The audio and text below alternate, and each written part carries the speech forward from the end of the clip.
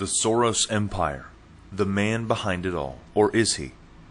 Just how much influence does the infamous George Soros wield?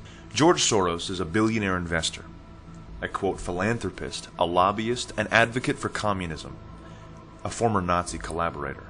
The Soros Empire is largely based on the Open Society Foundation, which Soros operates.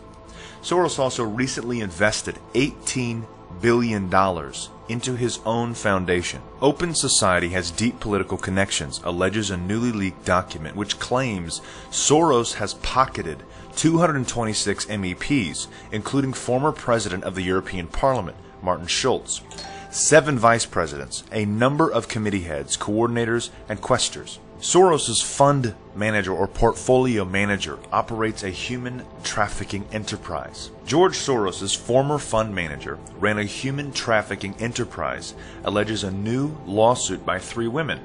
In addition, a former Brooklyn prosecutor aided the portfolio manager by drafting up non-disclosure agreements. The lawsuit claims that Soros's former fund manager, Howie Rubin, repeatedly raped and beat the women involved. Accounts taken from the suit allege that Rubin stated to one of the 3 women involved, "I'm going to rape you like I raped my daughter," and that he allegedly tied up and viciously abused the women, even punching one in the head. The suit was filed by civil lawyer John Ballistriere. George Soros's former portfolio manager, with the help of an assistant district attorney, created non-disclosure agreements with the 3 models involved in the lawsuit. The 3 women involved were Hillary Lawson, Christina Hallman, and Stephanie Caldwell, 2 of which are former playmates, who were contacted on Instagram and paid $5,000 for the grotesque endeavor. Once in Manhattan, New York, one victim said that he drugged her prior to violently abusing her, according to the lawsuit. Howie then proceeded to instruct his associates to give them money to cover medical expenses caused by the injuries he inflicted on them, they said. Howie Rubin was employed by Soros from 2008 to 2015 and received an MBA in 1982 from Harvard. According to Fox News, John, the lawyer who filed the suit, said Rubin gagged, tied up, and abused the women in the penthouse. John alleged Rubin punched one woman in the head. In another encounter, Rubin is accused of beating a woman's breasts so badly that her right implant flipped, the lawsuit stated. The suit alleges the woman was paid $20,000 by Rubin to repair the damage.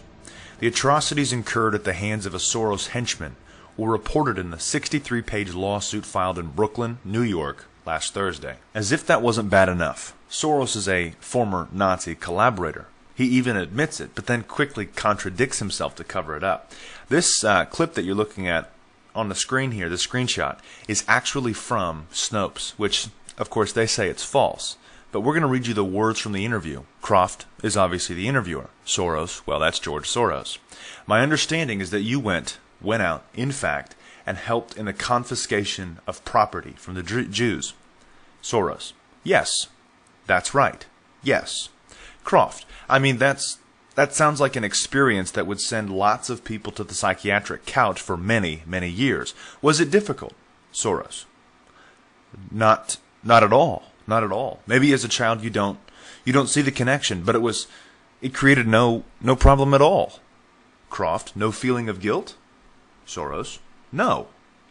Croft, for example, that I'm Jewish and I'm here, watching these people go.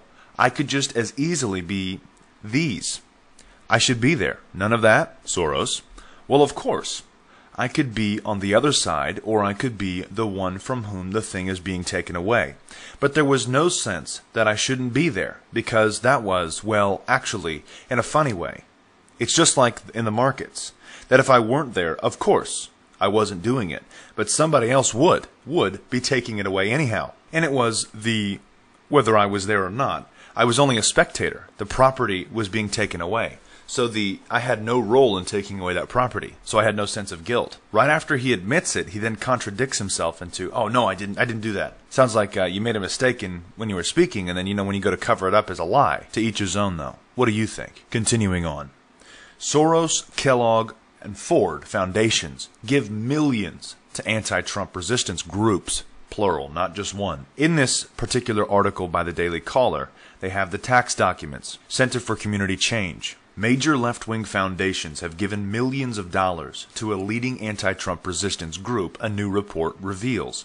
The W.K. Kellogg Foundation, the Ford Foundation, and the Open Society Foundation have channeled millions of dollars to the Center for Community Change, according to 2015 tax documents obtained by the Washington Free Beacon. The documents provide a rare glimpse into the relationship between big progressive donors and the left-wing activists who have mobilized against President Trump and other Republican lawmakers. As a 501c3 organization, the center isn't required to publicly disclose the source and nature of its donations. NFL Players Union teamed up with Soros to fund leftist advocacy groups. Tax documents show NFLPA activism goes beyond take-a-knee protests. Millions upon millions upon millions of dollars is donated to cause discord. The same thing that Russia and other nations are being accused of. Soros funds resistance. Examples. 3 liberal donor networks and foundations with ties to billionaire George Soros have joined forces to form a new fund to resist President Donald Trump. Soros and others created a, quote, rapid response pool to quickly get people on the ground to protest. Are they not paid protesters? Soros is funneling money to groups on the ground the very second something is due to take effect, or something is being put in place by a Republican or by anyone, for that matter, that they disagree with. So instantaneously, after something has been brought up by President Trump or anyone else on that side, there is an instantaneous group ready to protest all across the country, all across the world for that matter. Democratic donors, including Soros, are weighing providing money and support to several of the new activist groups that have cropped up since Election Day to challenge President Trump and his agenda. Does that include Antifa? That's what we need to find out. Soros Fund Management donated over $10 million to Hillary Clinton, and that's what's publicly available. We know there's more money than that. The Hillary campaign spent, what was it, $4 billion to lose? Soros advocates for the removal of national sovereignty and the implementation of international centralized governance operated by entities such as the United Nations, in his own words. How dangerous is this? How dangerous is George Soros? This document, which was leaked to Breitbart, reliable allies in the European Parliament, 2014 to 2019. If this report threatened only Hungary, it wouldn't be a problem. The Hungarian government has grown accustomed to countering the groundless accusations and false information used by the proponents of his radical open society agenda. But this time, it's not just Hungary. It endangers the future of Europe as a whole, warned Dr. Kovacs, Hungary's Secretary of State for Public Diplomacy. The government spokesman questioned how Soros was able to meet with President of the European Commission, Jean-Claude Juncker, with no transparent agenda for their closed-door meeting, and pointed out how EU proposals to redistribute quotas of migrants across the EU are eerily familiar to Soros's own self-published plan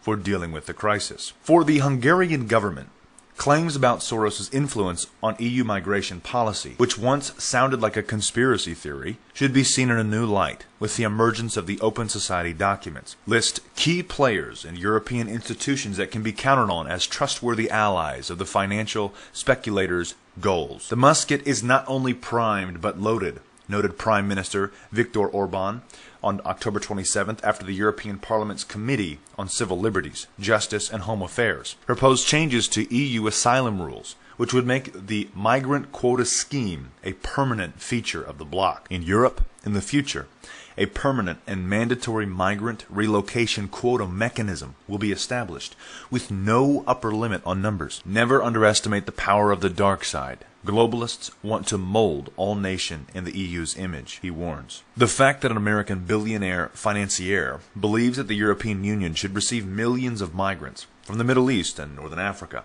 provide each one with an annual $15,000 in aid, and resettle these migrants in member states where they do not wish to go and are not necessarily welcome is outrageous. But that's not all. Soros has openly advocated for communism, in his own words. The future of the world depends on it. This would be the time, because you really need to bring China into the creation of a new world order, financial world order. They are kind of reluctant members of the IMF. They play along, but they don't make much of a contribution because it's not their institution. Their share is not commensurate their voting rights are not commensurate to their weight. So I think you need a new world order that China has to be part of the process of creating it, and they have to buy in, they have to own it the same way as, let's say, the United States owns the Washington Consensus, the current order. China will emerge as the motor replacing the US consumer. And of course it's a smaller motor because the Chinese economy is much smaller. So the world economy will have less of a motor. So it will move forward slower than it has in the last 25 years. But China will be the engine driving it forward, and the US will be actually a drag that's being pulled along through a gradual decline in the value of the dollar. And what about the American concern that aiding and abetting this move away from the dollar as the world's reserve currency ultimately means a weakening of the U.S. economy? It is not necessarily in our interest to have the dollar as the sole world currency, because as the world economy grows, it needs additional currency. And if the dollar is that additional currency, it means that the U.S. has to have a chronic current account deficit. And that is not appropriate.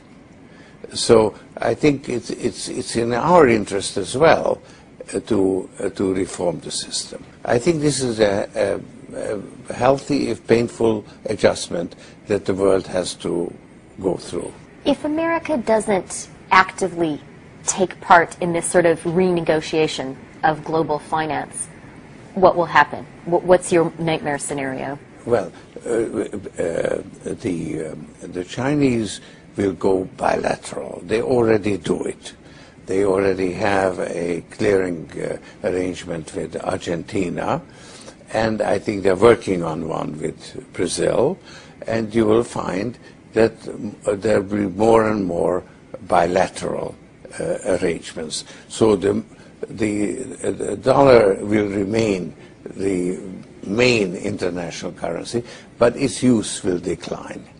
So I think that a world of bilateral relations is less desirable than a continuation of a multilateral system.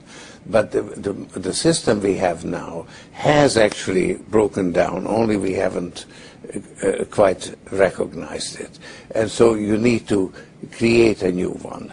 And this is the time to do it. Straight from the horse's mouth. Soros is advocating that China, communist China, replace the United States on the world stage. We're witnessing that now. And of course, this presentation that you've just seen is only a very small portion of what Soros has done. There are so many different things that Soros is doing against the United States and against democracy, if you would, or against the Republic of the United States of America. Let me know what you think. God bless and carry on.